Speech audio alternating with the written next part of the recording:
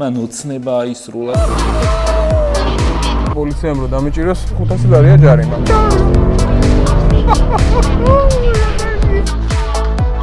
ეს არის ჩვენი M3 ბოლო პერიოდი ძალიან ვებრძვი მექანიკა მანქანები.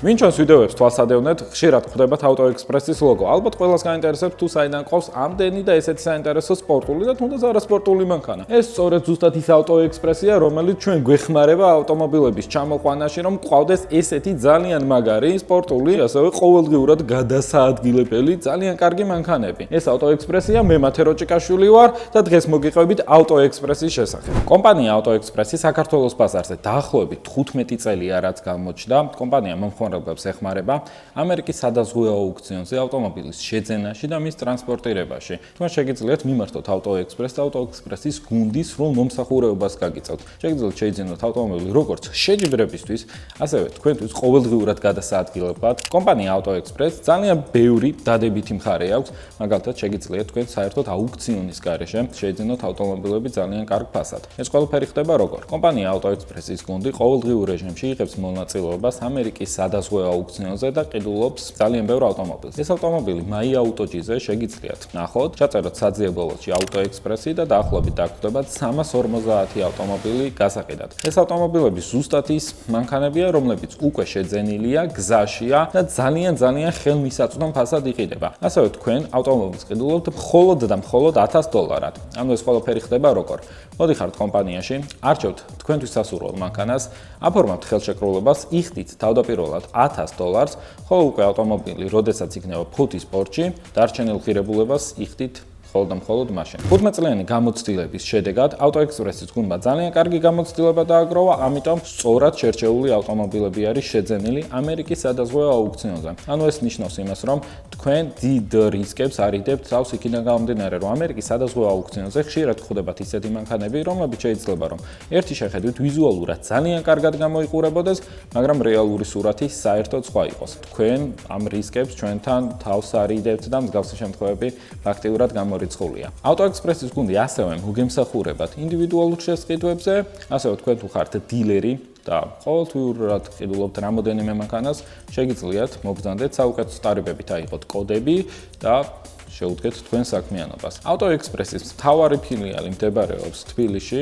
გალობლიშვილის 7 ნომერში და ასევე ფილიალი გვაქვს ფოთის პორჩი APM ტერმინალში. AutoExpress-ის გუნდი ყოველთვის მზად არის, რომ მომხმარებლებს დაეხმაროს და ერთ-ერთ ჩვენს მეგობარს ძალიან საინტერესო მანქანას შევაძენინეთ კოპარტის აუქციონზე. ჩვენი მეგობარი შეიძლება ზრდასრულად გამოიყურებოდეს, მაგრამ მასში ბავშვი ცხოვრობს. მან ოცნება ისრულა და თავისი ბავშვობის ოცნება, რომელიც არ მხოლოდ ბავშვობის ოცნება იყო, ეხლა გაჩვენებთ ამერიკაში რა მანქანა ვიყიდეთ, რა ფასად შევიძინეთ, როგორ მდგომარეობაში იყო და რეალურად ეხლა როგორ მდგომარეობაშია. ვისაც დამატებითი კითხვები გექნებათ, აქვეა მონათებული იქნება ჩემი და გუგას Instagram-ი. დარწმუნებული ვარ, ორივეს ძალიან კარგად გვიცნობთ, შეგიძლიათ Instagram-ზე მოგწეროთ და ყველაფერზე დეტალურად დაგაკვალიანებ. ალბათ ბევრი მიხვდებოდით უკვე თუ რა მანქანაზე იყო საუბარი, გამომდინარე თუ ჩემს Instagram-ს თვალსადევნეთ, ეს ავტომობილი რამოდენიმეჯერ ჩემს სტორებში გამოჩნდა. კი, სწორედ ეს გუგა კირვალძის BMW M3 E90-ია. ანუ ბოლოთაობის ატმოსფერული 4x0-ემია. მოკლედ, ავტომობილი კოპარტის სადაზღვევო აუქციონზე $6100-ად შევიძინეთ. გუგამ დამპლური თამაშები დაიწყო, მანქანა მოაწესრიგა და ეხლა საკმაოდ მომხიბლული ვიზუალი აქვს. რატომ მივიღეთ ესეთი გადაწყვეტილება? არ ვიცი, მაგრამ საქართველოს შემოვიდა კანონი, რომ 2013 წლამდე ავტომობილის დარეგისტრირება საქართველოში იკრძალება. კანონი ახალი მიღებული იყო და ჩვენ გადავწყვიტეთ, რომ 2008 წლიანი BMW შეგვეძინა. ანუ რაც შეგვეძლო გაგოკეთებინა იყო ის, რომ მანქანა ჩამოგვეყვანა, დაგვერეგისტრირებინა, მაგრამ სახელმწიფო ნომერს არ მიანიჭებდნენ. ანუ ავტომობილს ვერ გადავაადგილდებოდით. რადგან ამ პრობლემას წავაწყდით, ამ პრობლემის მოგვარება დავიწყეთ და გაჩვენებთ თუ როგორ დავარეგისტრირეთ, განვაბაჟეთ და როგორ მოძრაობს გუგა კირვალძე ყოველდღიურად BMW M3 E90-ით, რომელსაც სახელმწიფო ნომერიც აქვს და ძალიან კარგად გამოიყურება ეს მანქანა. წავიდეთ ახლა გუგა კირვალძეს გავესაუბროთ და როგორც ნამდვილ დრიფტერებს შეგვეფერება ნიუ არენაზე. ჩავიდეთ და M3 დავადუღოთ, დრიფტერულად გამოვიყენოთ. ჩემს ვიდეოებში ბოლო პერიოდში ხშირად ვახსენებ ხოლმე, რომ სასიცოცხლოდ მნიშვნელოვანია, რომ თქვენ არ დაგავიწყდეთ ვიდეოზე დაკომენტარება დალაიქება და ყველაზე მთავარი რაც არის არხის გამოწერა. თუ თქვენ მოგწონთ ჩვენი ვიდეოები, ჩვენთვის სასიცოცხლოდ მნიშვნელოვანია, რომ თქვენ არ დაიზაროთ, დახარჯოთ რამოდენიმე წამი და გამოიწეროთ ჩვენი არხი. ჩვენ კი გპირდებით, რომ ძალიან ბევრ მაგარ და საინტერესო ვიდეოებს შემოგთავაზებთ.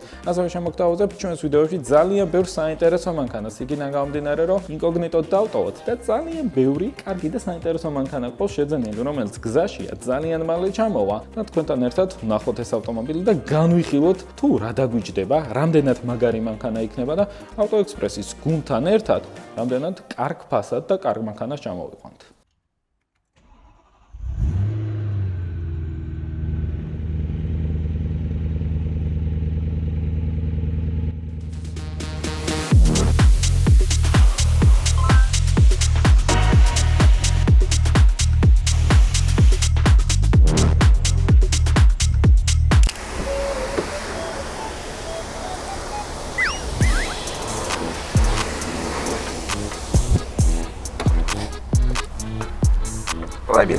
Უგები და სპორტული პასპორტი კარგია, მაგრამ როგორც ხედავთ, ჩაჯდომა და გადასვლა მაინდა-მაინც ადვილი არ არის ჩემნაირი მსუქანი ადამიანის. იმის მერე რაც მანქანაში ჩაჯდები, ძალიან საკაიფო და ჩვეულებრივი მანქანაა. რეალურად ეს არის სტოკი M3. უბრალოდ სალონი აქვს ამოღებული და დუგები აქვს. დანარჩენი ყველაფერი არის ისე როგორც ქართულ მანქანას უნდა ქონდეს. ძირითადად როცა რაღაცა სპორტულ მანქანით დადიხარ, ქალაქში არის ძალიან არაკომფორტული, მაგრამ ამ შემთხვევაში ცეპლენია ძალიან რბილია. Ichkarevchis კარგად ვარდება. Აი ძალის გადანაწილება ისე აქვს, რომ ძალიან სასიამოვნო ჩვეულებრივად შეგიძლია იარო ნელაც, ჩქარაც, საშუალოდ, ვაიმე, პატრულია და შუშები აქვს დაბურული, სხვათა შორის ესეთი ჩამოვიდა. და ძალიან მომწონს, ძალიან უხდება და მენანება რომ მოუხსნა. და ზამთარში ყინვაში დავდივარ შუშებს აწეული, იმიტომ რომ პოლიციამ რო დამიჭიროს, მე მგონი 1500 ლარია ჯარიმა. აი ამასობაში თან აი ჩვეულებრივ საქმეებს რო აკეთებდა თან რომ აი ეს ხმა ისმის რავი, მეტი რაღა უნდა გინდოდეს მანქანიდან. მე არ ვიცი. მე ამასობაში იმდენი ხანია ვიდეო არ გადამიღია, რომ დამავიწყდა კამერასთან საუბარი როგორ უნდა, ძალიან ნერვიული ვქ და აზრები მეფანტება.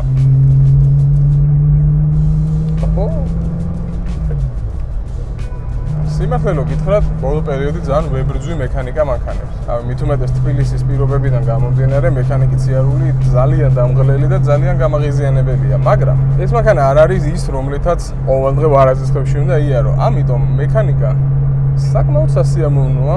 გასაგებია რომ ისეთი უფრო ჩქარ ართავს და უფრო ჩქარია ზოგადად, მაგრამ ეს მანქანა ჩემი აზრით არ არის იმაზე, რომ ვიღაცას გაასწრო, ვიღაცამ გაგასწრო. საერთოდ არ ვფიქრობ, რომ ახლა ამ მანქანით ვიღაცას დაუდგერო, აბა რა შვება ეს უფრო ჩქარია თუ ის და ასე შემდეგ. ეს მანქანა არის 100%-ით დაფუძნებული ემოციებზე და იმაზე, რომ კარგ ხასიათზე დაგაყენოს და აი ნებისმიერი გადაადგილება, ნებისმიერი წამი იყოს სახალისო, ემოციური და რაღაცნაირად დაკავშირებული იყო მანქანასთან. შეიძლება მეორეში ჩამოიტანო, გამორთო მოცება და ჩაარგო. საერთოდ არ არის ჩქარი, ეხლა დღევანდელი ეს მანქანა ჩქარი ნამდვილად არ არის, მაგრამ კიდევ ერთხელ ვიმეორებ, ეს არის ერთ-ერთი ყველაზე ემოციური და მეგობრული მანქანა, რაც კი შეიძლება რომ ყავდეს. დასტანანია ის ამბავი, რომ ზოგადად ცხოვრების ტემპიც ისე წინ მიდის და ავტოინდუსტრიას ისე ვითარდება და ისე წინ მიდის, რომ არავის აღარ აქვს დრო ემოციებისთვის და სენტიმენტებისთვის. რაც არ უნდა მაგარი იყოს ეს ტურბინიანი B58-ები და რაღაცეები, რაც არ უნდა მაგრა დადიოდეს, მაგას ვერ დაუკარგავ, ძალიან მაგარია, ძალიან ჩქარია, ძალიან მაგრა კეთდება, მაგრამ კიდევ ერთხელ მინდა რომ ხაზი გაუსვა, მაგას ვერ გაიგებ M3 მოდის, კაი მოხოდილი X-ი მოდის, Golf-ი მოდის თუ რა მანქანაა. ყველა ძრავი რაღაცნაირად ერთნაირია, რაღაცნაირი ერთნაირი ხმა აქვს.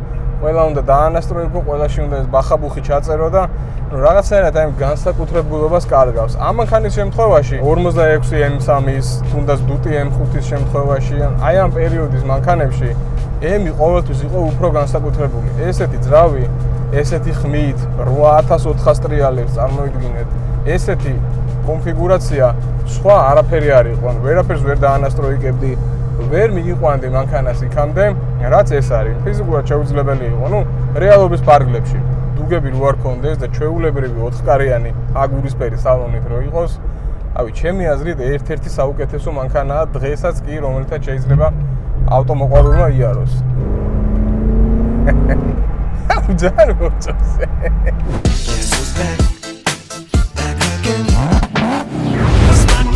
What's my name? ვიზუალურად ესე აგრესიულად გამოიყურება გუგას E90. წინ როგორც ხედავთ, განსხვავებული კაპოტი, ბამპერი, კრილოები აქვს, სარკეები შესაბამისად. ეს ფარები ქარხნული არ არის, ავტომარკეტია, მერია დაყენებული და ძალიან ლამაზია. ნუ ეს ემის შესაფერისი სარკეები. აუ, ეს მანქანა ჩამოვიდა ძალიან კარგი დისკებით. გუგა არა BMW-შნიკურად მოიქცა, აიღო ეს მაგარი დისკები, ცხადაძეს მიყიდა და თვითონ ეს დისკები დააყენა. დაწერეთ კომენტარებში, რას ფიქრობთ გუგაზე. როგორც ხედავთ, Megane Racing-ის გამშვები აყენია, უკანა კრილოებიც დადუტულია, კარბონის სპოილერი, ზრავის ბრუნთარიც შეხედეთ. ქარხნული მანქანა 8000-ზე მეტს ატრიალებს, ანუ ავტომოყვარულებისთვის ეს მანქანა ამ ზრავით, არ ვიცი, რა შეიძლება შევადაროთ. ალბათ ესეთი ზრავი ყველა ავტომოყვარულისთვის პირდაპირ გაგებით ოცნება. შეგიძლიათ თქვენ დაწეროთ კომენტარებში, რა შეიძლება შევადაროთ. ზრავს ჩავხედოთ ახლა როგორ გამოიყურება შიგნიდან ზრავი. ესე სასიამოვნოდ გამოიყურება, ატმოსფერული 4-დან 0 ვერვა. ჩვენ რის დრიფტერები ვართ, თუ ნებისმიერ მანქანას არ ავიღებთ და დრიფტში არ გამოვცდით. თან გაგვიმართლა ჩვენი E90 M3 მექანიკური გადაცემათა კოლოფით არის. 265 სამფულები გვიყენია, ეს ის ზომაა, რომელსაც ჯორჯიან დრიფტ სერიებში ვიყენებთ, ანუ საქართველოს ჩემპიონატზე. ნახოთ როგორ მოერევა M3 18-იან 265 და დრიფტერებს რა შეგრძნებას მოგვანიჭებს.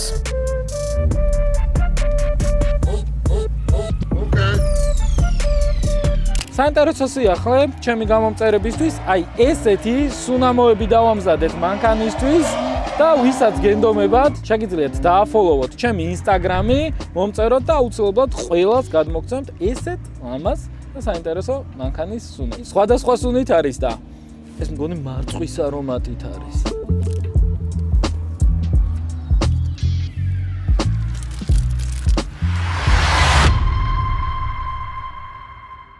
Janishna სასიამოვნო არომატი არის მანქანაში. ოი, ეს რა შემომიგიდე?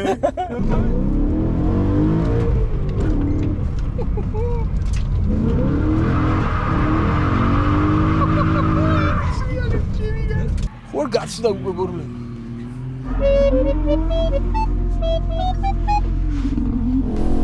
აუ რა კაია ჩემი კაი.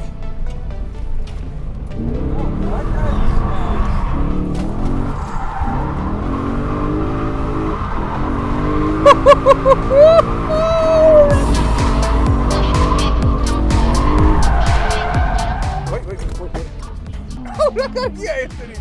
რა კაია?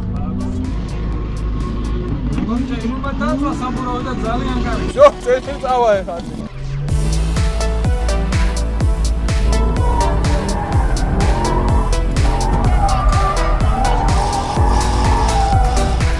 ნახე ტორმუზე იმაშობა. რაზი გაჩერა? რაზ გაჩერა?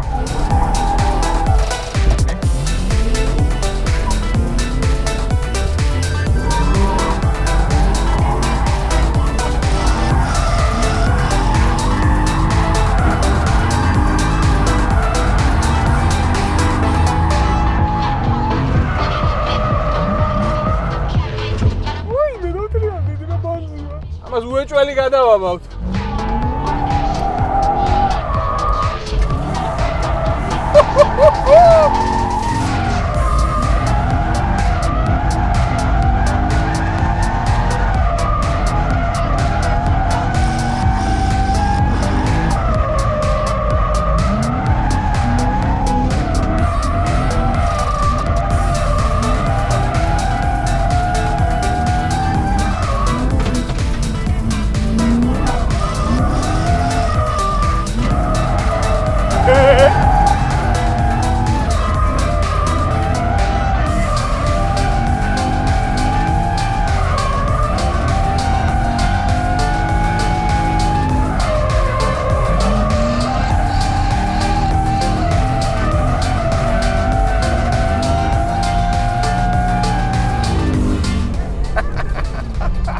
სიამოვნო რამეა, მიციარული. კარგო, ლამაზია? კი და. აუ რა, ეხლა რო თქვა რომ ემი რა კარგად დადის და რა კაი სატარებელია, ეგ უკვე ყველა მიცის ალბათ ბოლო 50 წელია, მაგრამ მაინც უნდა ვთქვათ რომ რა მაგარი სატარებელია და ზუსტად ისეთი ხმა აქვს როგორიც უნდა კონდეს ესეთ მანქანას, ეს სპორტული 8 ცილინდრის, აი ყველა აბაროძე აი ხარისხიანი ხმა აქვს. ეს მანქანა არის დაახლოებით 1650 კილო დაახლოებით. სკამები ამოღებული რეალურად და დუგებია ჩაყენ. გავიგე რომ ძალიან მძიმე სკამი აქვს, მაგრამ ეს დუგებიც არ არის მაინდა-მაინც მსუბუქი. ალბათ იგივე წონაა, რაც ქარხნული. ამას ემატება მათე და ამას ემოვემატები მე, ანუ 1-2 ტონა ნახევრამდე ავდივარ მოკლედ ამ ყველაფრით რა. ვინმეს თუ ყავს არადადუგული M3, აუ შეუძლია რომ ერთი მანქანა ყავდეს და ყოველდღიურ რეჟიმში გამოიყენოს daily car-იც აგიყოს, სპორტული მანქანაც აგიყოს და ძალიან კომფორტულად გადაადგილდეს, იმიტომ რომ ცეპლენიაც საკმაოდ რბილია, მაინც გავტესტოთ მანქანა, მოსახვეებს რამდენად კარგად გაივლის და შეფასებაც გავაკეთოთ. ეს არის ჩვენი M3, რომელიც ვიყიდეთ დაახლოებით 2 კვირაში, როცა გამოვიდა კანონი, რომ 2013 წამდე მანქანები არ გამბაჟდებოდა. ეს მანქანა არის 2008-იანი, მაგრამ როგორც ხედავთ, რაც ყველაზე მთავარია, ესენი აყენია. ეხლა გეტყვით როგორ მოხდა ეს ყველაფერი. მოკლედ, 4-კარიანი M3 აგურისფერი სალონით იყო ჩემი ოცნები. ზოგადად 4-კარიანი მანქანებისკენ უფრო ვიხრები მე, მაგრამ განსაკუთრებით ეს მოდელი და ამის შემდეგი M3 4-კარიანი ჩემ თვალში ბევრად ლამაზია ვიდრე 2-კარიანი, იმიტომ რომ აი ეს კრივოები რაღაცნაირად უფრო გამოკვეთილი ჩანს და ბევრად უფრო მესექსუალურება. და აგურისფერი სალონი ხა ვინც არ უნდა დამცინოთ, მე ძალიან მომწონს. ცოტა ხანში დაინახავთ რომ ამ მანქანაში აგურისფერი საერთოდ არაფერი აღარ არის დარჩენილი. ამ მანქანას მოუწია სპორტული პასპორტის აღება. წელს ამ კანონთან ერთად საავტომობილო სპორტის ფედერაციამ მიაღწია იმას, რომ შეგიძლია მანქანა ჩამოიყვანო, მოამზადო სპორტული დანიშნულებით, მიიღო სპორტული პასპორტი და მერე უკვე აიღებ ნომრებს და განბაჟებას ცდები, ნუ რაღაცა თანხა არის, სიმართლე გითხრათ აღარ მახსოვს რამდენი იყო, მაგრამ ამ მანქანის განბაჟებას უნდა 12000 ლარი წესი და რიგით ნუ რო გაგვებაჟებინა. ეხლა ამითი განბაჟების საფასური გადავიხადე დაახლოებით 1000-1500 ლარი, დაახლოებით ეგრე, ზუსტად არ მახსოვს. მანქანაში რაც ყველაზე მეტად ჩანს და მნიშვნელოვანია არის უსაფრთხოების კარკასი, ანუ დანარჩენი წვრილ-წვრილი დეტალები, რის შემდეგაც საავტომობილო ფედერაციიდან მოდის ტექნიკური კომისარი, ასე ვთქვათ, შეხედავს მანქანას, შეაფასებს, რომ ნამდვილად სპორტისთვის არის და რაღაცას არ მაიმუნობ, მოგცემენ სპორტულ პასპორტს, სპორტული პასპორტით მიდიხარ რუსთავში, მანქანას დაათვალიერებენ, იქ აუცილებლად კითხავენ ეს რა მოიყვანე, შენში ხო არა გაქვს, მერე შენ ეტყვი რომ აგერ მე სპორტული პასპორტი მაქვს და მიხვალ გასამბაჟებლად. იქ განბაჟებაზე გეტყვიან ქალები რომ როგორ გამოძვერი და რაღაცეები. განაბაჟებ მანქანას, აიღებ ნომრებს, ტექ დათვალიერება არ მოუწევს, მაგრამ გეყოლება კარკასიანი მანქანა, რომლითაც შეჯიბრებებზე უნდა იარო. ვიღაცა თუ ფიქრობთ რომ ჩამოიყვანთ ძველ გრანჩეროქს, გადუგავთ და მაგით ქალაქში იმოძრავეთ, ეგრე არ გამოვა, ლიცენზია უნდა ქონდეს, მე ლიცენზირებული მრბოლელი ვარ და მაგითი გამოვიდა ეგ ამბავი მოკლედ. თავარია რომ გამოვიდა, თავარია რომ ნომრები გვაქვს, მანქანა ჩემს სახელზეა და პასპორტში უწერია სპორტ.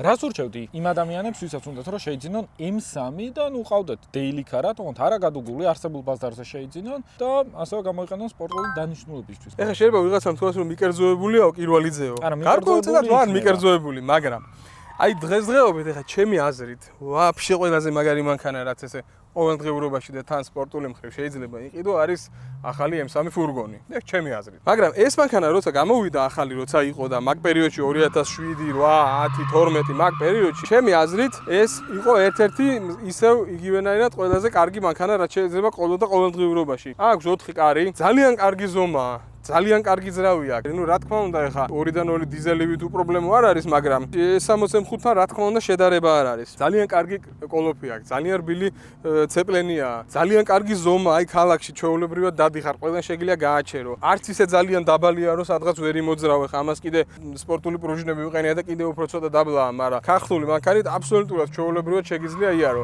ბევრი მანქანა არის, რომელსაც რაღაცა კუთხით უნდა შეხედო, რომ იპოვო ის იდეალური ადგილი, რომლითაც მოგწონს. მე ხარა შეიძლება არ მოგხსენდეს, აი ძველი 6 სერია მაგალითად წინიდან ძალიან მაგარია, უკნიდან არც თუ ისე მაგარია. აი ამ მანქანას ვერ უპოვი ადგილს, ნუ გარდა იმისა, რომ სარკეს ხუფი აკლია, მაგას დავაყენებ და იდეალური გახდება.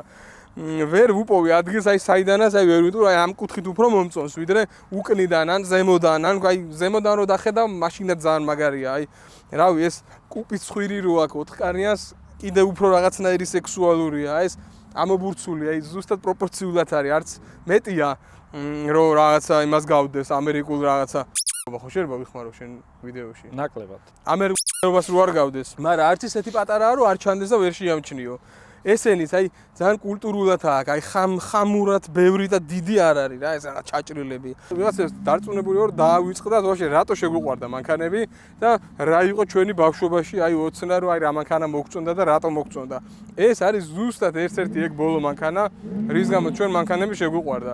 გასაგებია რომ ახალი მანქანები 1000 ჯერ ჩქარია, 1000 ჯერ უფრო დახვეწილია და ასე შემდეგ, მაგრამ აი ეს ძრავი, რომელიც აი ბევრს ტრიალებს, უნდა იმუშაო, უნდა გადართოს სიჩქარე, აი ძალიან განსაკუთრებული და ძალიან მეგობრული მანქანაა ჩემთვის. ზოგადად ეს საინტერესო ფაქტია, თუ არ ვწდები, შეიძლება ვწდებოდე. კუპე 92 არის 4ჯერ ან ცოტა მეტჯერ უფრო მეტი გამოშვებული, ვიდრე 4-კარიანი. შესაბამისად ძალიან იშვიათია და ცოტაა. და ეხლა რომ მოგინდეს ესე უცბად 4-კარიან მანქანას ვერ იპოვი. ასე რომ რეალურად განსაკუთრებულია. აბა გაიხსენეთ, რამდენი 4-კარიანი M3 შეგხვედრია ქალაქში? არც ერთი. თანამედროვე M3-ები. ხო იცით როგორ არის? სტოკს რო ყიდულობ, თუ გინდათ რომ მეტი ცხენის ძალა გქონდეს, შეგიძლიათ შეცვალოთ ტურბოები, ან უბრალოდ სტოკ ტურბოზე დატოვოთ, ახალი ნასტროი ჩაწეროთ, თან ესეც ტელეფონზე გქონდეთ პროგრამა და ნუ უფრო მეტ სიმძლავრეს მიიღებთ. მაგრამ ამ თაობაშიც იყო ერთი პატარა ნიუანსი. თუ არ მოგწონდათ ამ მანქანის სიმძლავრე, შეგეძლოთ უბრალოდ კომპრესორი გეყიდათ, დაგედგათ კომპრესორი და უკვე გეყოლებოდათ კომპრესორიანი E90. ზუსტად ესეთი 4-კარიანი კომპრესორიანი M3 ყავს ჩემს ძალიან კარგ მეგობარს და შემთხვევით თუ ოდესმე ენდომება რომ მისი მანქანა YouTube-ზე გამოჩნდეს, მე მზად ვარ ჩემო ძმაო არ დაგზარდები. შვილი ვიყო თუ დაგზარდე. როგორც გითხარით ეს მანქანა ტრაკის თამაში შემოგვეყიდა. ნუ მე რასო თვით გადარჩენის მიზნით აი აქამდე მოვედით. 1 წელია თითქმის ვაკეთებ და ალბათ იანვრის დასაწყისში ვიყიდეთ თუ არ ვწდები და ეხლა რა არის უკვე დეკემბრის ბოლოა. ნუ იყო რაღაც სირთულეები, იყო ფინანსური სირთულეები ძირითადად, მაგრამ ნუ როგორც იქნა მივედით აქამდე, წვრილმანები არის დარჩენილი, ეს ემბლემა არა აქვს, ეხლა არ თქვა არავინ, იმიტომ რომ მანქანაში ვიდეოს ოღონდ დამჭა. Hyundai. რაც შეეხება გეგმებს, რაღაცებს უნდა ჩამოყალიბდეთ, რაღაცები უნდა გაიყვეს. რა თქმა უნდა, წყვილთარბოლაზე არ გამოვიდა მანქანით და ვივლი დრიფტზე. თუ მომიწია გაყიდვა, მოკლედ დრიფტზე ვერ ვივლი, მაგრამ ეგ გამოჩნდება ასე რომ ეხა ამ ეტაპზე მაგას ვერ გეტყვით ვერაფერს. ხო, მაგრამ უნდა გაუთვალისწინოთ ის, რომ ამ მანქანის დრიფტის სიარული ბევრად მაღალ ბიუჯეტს მოითხოვს. რაღაც მხრივ არც ესეთი ძვირია, იმიტომ რომ თუ გინდა რომ ძრავი ააწყო, რომელსაც ექნება 400 და მეტი ცხენის ძალა, უკვე იწევს ძრავის აწყობა. ეს აწყობილი ძრავი, როგორც ვიცით, გაიმართეს ვიდეოებში რომ დადის. ეხლა გიო მოაგვარებს ჩვენ პრობლემას ღამე დავქოქავ დილას გავალთ რაღაცებს როყება ხოლმე. ეს ქახნული 400 ცხენი ძალიანი მანქანა ძრავია, 420 თუ რამდენიც აქვს. თუ ესეთი მანქანით ვინმე გადაწყვეტს რომ იაროს დრიფტი, მე რაღაც ხრი მგონია რომ სიმძლავრე თავისუფლად ეყოფა, ანუ ამის ძრავის პოვნა შეიძლება ამერიკაში რაღაც ადეკვატურ ფასად, რომ აი მეორე რაღაცა ზაპას ძრავად იდოს და ეგრე მალე არ ფუჭდება, საკმაოდ ისეთი გამძლე ძრავია, ანუ რაღაცა დროულად სერვისს თუ გაუკეთებ და თუ მოკლედ კაი ფასად გაარტყავ და ჭკვიანურად მოიხმარ, ერთ-ერთი კარგი ვარიანტია, როცა უკვე მაგხელა სიმძლავრის მანქანა გინდა. თქვენ წარმოიდგინეთ ახლა მაგალითად BMW 6 ცილინდრიანი ან Mercedes 5-დან 400 ცხენის ძალამდე რომ აიყვანოთ. რო უნდა აიყვანოთ, ხო, უნდა ტურბო დააყენო, უნდა კომპიუტერი დააყენო, უნდა მილიონი დახარჯო, მერე უნდა სულ რაღაცები დაგემართოს, უნდა ანასტროიკო და კაროჩე რაღაცა იმაში ვარდები. ეს LS-ებიც კიდე რა ვიცი რა, სულ რაღაცა უნდა ამ LS, ძალიან ძვირია, რა ვიცი, ბევრად არ ჩამოვარდება, კაი მოხოდილი LS-ი თლიანი ამანქანის ფასს. ასე რომ, რავი, დაფიქრდით რა, არის რაღაცაში სიბრძნე ჩემ ნაპარაკებში. პირველ რიგში მადლობა გუგა ყირვალიძეს მანქანის თხოვებისთვის. და გვიღიხსა რომ M3 გავტესტოთ.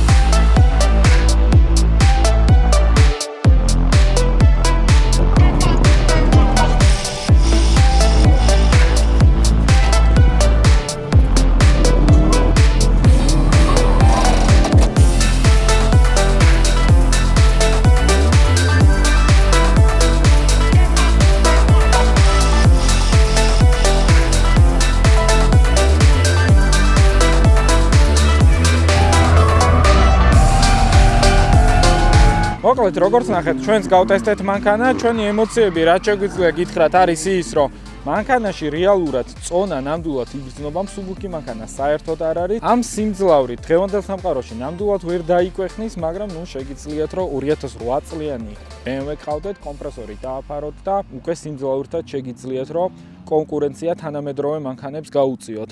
ტორმუზები ძალიან კარგია, მოსახვევებში ქარხნული დაკიდების სისტემით კარგად დგას, ანუ რეალურად წყვილთარბოლისთვის რო გამოიყენოთ, საკმაოდ კარგი მანქანა იქნება. სანდრო და დათაკაჯაია E92 M3-ით გამოდიან წყვილთარბოლაზე და ლიდერები არიან ძალიან იშვიათ შემთხვევაში თუ ვინმე შეძლებს და მოუგებს ხოლმე მათ. ემოციებს ნამდვილად ძალიან კარგს განიჭებს, როგორ შეიძლება ემა კარგი ემოციები არ მოგანიჭოს. სხვა დანარჩენი, ის შემიძლია გითხრათ, რომ თქვენ არ უნდა დაგავიწყდეთ ვიდეოს დალაიქება, გადაზიარება, დაკომენტარება და რაც ყველაზე მთავარია და სასიცოცხლოდ მნიშვნელოვანია, არხის გამოწერა.